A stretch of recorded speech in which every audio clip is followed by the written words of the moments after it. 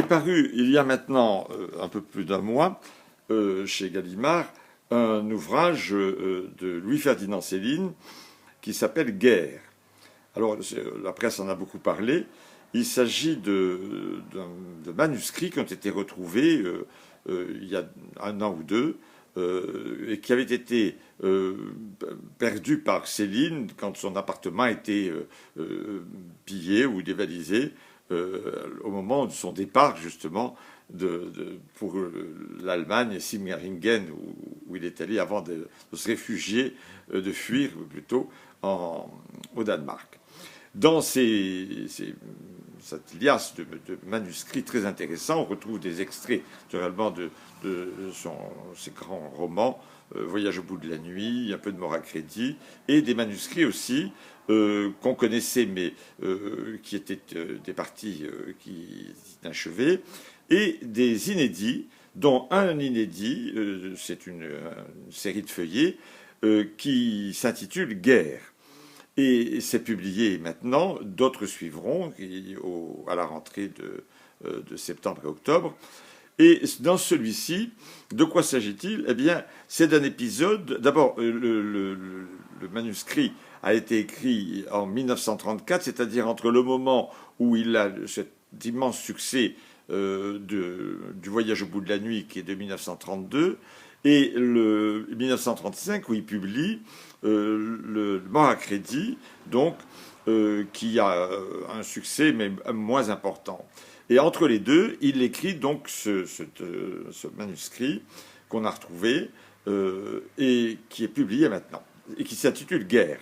À dire vrai, Céline prévoyait de faire comme souvent, une espèce de trilogie dans laquelle il aurait raconté son enfance, c'est le sujet de Mort à crédit, son entrée dans la guerre de 14 qui l'a tellement marqué, c'est Guerre, et ensuite son voyage ou son séjour à Londres, et la troisième partie s'appellera Londres et sera publiée donc un peu plus tard à l'automne. Donc dans Guerre, c'est un récit donc, qui est un récit brut, qui n'a pas été retravaillé par Céline, mais qui est absolument extraordinaire parce que, justement, c'est un manuscrit brut. Alors, ça commence dans une tranchée, on est en Belgique, pendant la guerre de 14, exactement au mois d'octobre 1914, donc la guerre a commencé déjà depuis 2 mois, elle est terrible, il reçoit un obus, il est blessé, alors à votre avis, il a le bras blessé, cassé, et lui il pense qu'il a un éclat à la tête, c'est ce qu'il ressent en tout cas, il a un bourdonnement d'oreille qui ne le quittera d'ailleurs presque jamais toute sa vie. Et puis, c'est une description de cette vie des tranchées avec une réalité et un style qui ne ressemble à aucun des écrits que pourtant de grands écrivains ont publiés sur la guerre de 14, quand ils ont été eux-mêmes soldats. Et puis, il est transporté grâce à un soldat anglais qui va l'aider à marcher jusqu'à un hôpital qui est tenu dans une garnison où il y a des Anglais. Et dans cet hôpital, il est soigné par des médecins et une infirmière avec lequel il a une relation assez trouble. L'infirmière, dit-il, profite du fait qu'il soit un petit peu sous le coup comme ça qu'il ait perdu un petit peu connaissance et retrouve peu à peu ses esprits, pour se livrer à des attouchements sur lui. Il y a comme une espèce de relation sexuelle très étrange, et très crue d'ailleurs, avec cette infirmière qui s'appelle Madame ou Mademoiselle de l'Espinasse, bon, et qui correspond d'ailleurs à un personnage qu'on connaissait dans la biographie de Céline, qui avait existé, qu'il a transformé. Et puis, donc, il se remet doucement de cette blessure. Là, il va voir d'autres soldats, et en particulier un autre camarade qui se trouve être un souteneur, un jeune soldat qui s'appelle Bébert. Et ce Bébert a fait venir une prostituée qu'il fait travailler. Et cette prostituée va venir dans ce cantonnement-là, va se livrer à la prostitution avec des officiers anglais.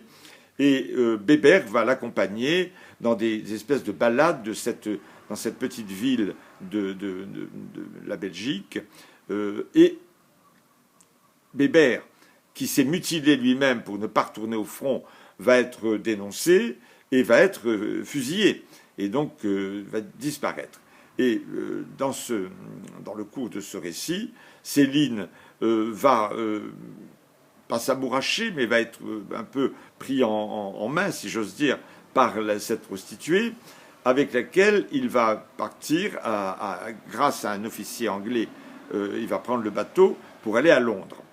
Et le roman, assez court d'ailleurs, se termine au moment où il prend ce bateau, la côte s'éloigne, et il voit la terre s'éloigner, etc. Et c'est un autre épisode qui commence. Alors, c'est très romancé, parce qu'à dire vrai, on sait que, en effet, Céline, qui était militaire, il s'était engagé dès 1912 dans l'armée, il était maréchal des logis, et il a été blessé, en effet, en octobre. C'est une blessure assez grave, il a été soigné, mais d'ailleurs pas seulement dans cette petite ville du nord de la France et de la Belgique, mais au Val-de-Grâce. Il va se remettre, et en effet, il va être un peu mis à l'arrière et devenir un genre de fonctionnaire au service des visas à l'ambassade de Londres, où il va rester quelques années, va rencontrer une femme, se marier, etc. là-bas. Bon. Et puis va poursuivre son périple. C'est donc le roman Guerre est donc à partir d'un récit réel, extrêmement romancé, mais ce qui est d'étonnant, c'est naturellement le style qu'on connaît, le style de Céline. Mais là, en quoi c'est différent? C'est différent parce que même si le Voyage au bout de la nuit et Mourant Crédit, qui étaient déjà des romans qui avaient provoqué une sorte de révolution par le style que Céline avait employé, qui était un style extrêmement parlé, un style populaire, avec des expressions argotiques, avec des mots de la rue. Et c'est lui qui a mis le langage populaire dans la littérature et l'a transformé. Mais en le retravaillant avec beaucoup d'exigences, c'était un écrivain qui retravaillait ses textes, qui essayait d'arriver à cette forme si extraordinaire, de créer une langue qui lui est propre, et qui, encore une fois, cette espèce de langue, encore une fois populaire, mais qui devient une langue littéraire remarquée par tous les grands auteurs. Il a été immédiatement perçu comme étant un écrivain de première importance, et malgré tout ce que l'on sait de Céline, de ses engagements politiques favorables à la collaboration et même au régime allemand, au régime nazi, et de ses écrits antisémites, même s'il les a retirés sans les désavouer, mais n'a plus voulu les republier, etc., ce qui fait encore aujourd'hui beaucoup de polémiques. Alors, l'intérêt de Guerre, c'est que, encore une fois, on est saisi par le côté brutal de la chose. Personne n'a raconté le récit d'un personnage blessé dans une tranchée. Les 10 premières pages du livre sont absolument fulgurantes, et on voit bien, en effet, que ça ne ressemble à rien. Or, il y a eu des témoignages des grands écrivains, Roland d'Orgelès dans Les Croix de Bois, Maurice Genevoix, mais Henri Barbusse dans Le Feu, pour ne citer que ces trois-là, mais une quantité d'écrivains ont écrit sur leur expérience de la guerre de 14-18, qui a été marquante, mais ils le faisaient d'une manière, je dirais, classique. Ils écrivaient leur guerre, mais comme des écrivains. Chez Céline, ça paraît vécu. Et donc, tout d'un coup, ça prend une dimension qu'on est très surpris de découvrir comme cela. Et l'intérêt de cette affaire, c'est que ce manuscrit brut n'a pas été retravaillé par Céline, puisqu'il est mort en 1961, pensant d'ailleurs que jamais on ne retrouverait ces manuscrits qui étaient considérés comme perdus. Et l'éditeur Gallimard et le maître François Gibault, qui est l'exécuteur testamentaire et le légataire universel de Céline, qui veille à la publication des livres de Céline déjà écrits ou qui peuvent l'être quand on trouve des manuscrits, et qui s'est beaucoup occupé de ça, et qui d'ailleurs fait une préface très intéressante, avait confié à un chercheur qui s'appelle Pascal Fouché, et Pascal Fouché a pris le manuscrit, a apporté des corrections, là où il y avait des redites, où il y avait des mots qu'on ne lisait pas bien, etc., etc. Et donc pour mettre un petit peu en forme, mais au fond sans faire de correction réelle.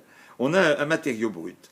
Et en lisant Guerre, j'ai eu un peu l'impression qu'on retrouvait le même phénomène que l'on avait éprouvé pour Albert Camus, quand il meurt, très étrangement, lui aussi d'ailleurs, en 1961, dans un accident de voiture. Il est avec Michel Gallimard dans une voiture rapide, et ils ont un accident contre un arbre, la voiture et s'écrase contre un arbre, et Camus meurt naturellement dans cet accident.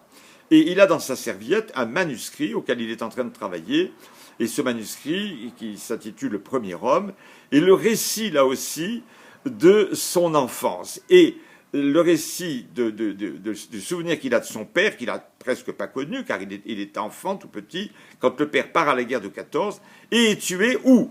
Eh bien, sur le front du Nord, là où Céline va lui-même être blessé. C'est extraordinairement étrange. Et donc, le Camus raconte que son père, qui était un genre de métayer dans une propriété de la Kabylie, près de Sétif, là-bas, naturellement, les propriétaires de la ferme demandent à la veuve du père de Camus de partir. Elle va aller à Alger vivre chez sa mère. Elle est d'ailleurs, la mère de Camus est handicapée, elle est sourde et un petit peu muette. La grand-mère ne parle qu'espagnol, et cet enfant va être élevé très très difficilement dans ce quartier populaire de Bellecour, et donc par une sorte de miracle, et grâce à un instituteur extraordinaire, qui va le pousser un petit peu, va venir voir la grand-mère pour qu'elle l'autorise à venir à l'école.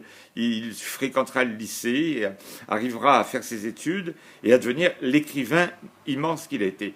Et il y a un rapport entre les deux. Et ce manuscrit du Premier Homme, là, de Camus, c'est un petit peu ça. C'est un matériau brut. Et quand Camus meurt, ni la veuve de Camus, ni les enfants ne veulent qu'on publie, parce qu'ils disent que ce n'est pas digne du talent d'écrivain de notre mari ou de notre père, et donc il ne faut pas le publier. C'est un manuscrit qui reste comme ça pendant une 50aine d'années aussi.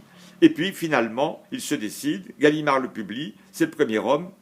Et comme pour Guerre de Céline, on se dit que dans ces manuscrits, qui sont des manuscrits inachevés, que les auteurs n'ont pas pu reprendre, corriger, retravailler, se situent, comment dire, comme l'essence même de leur talent.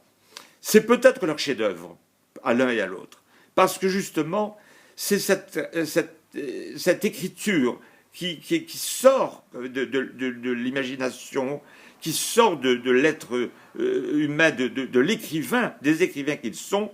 Et ces deux œuvres-là, qui racontent un petit peu une histoire d'enfance ou d'arriver à l'âge adulte dans les pires difficultés, marquée par cette tragédie de la guerre de 14-18 dont on ne dira jamais assez quel rôle elle a joué. D'ailleurs, c'est la clé probablement à la fois de toute l'œuvre de Céline, de sa vie, de son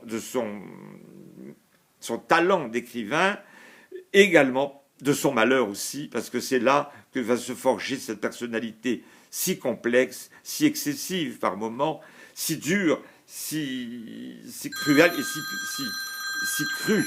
Donc vraiment, c'est un chef-d'œuvre.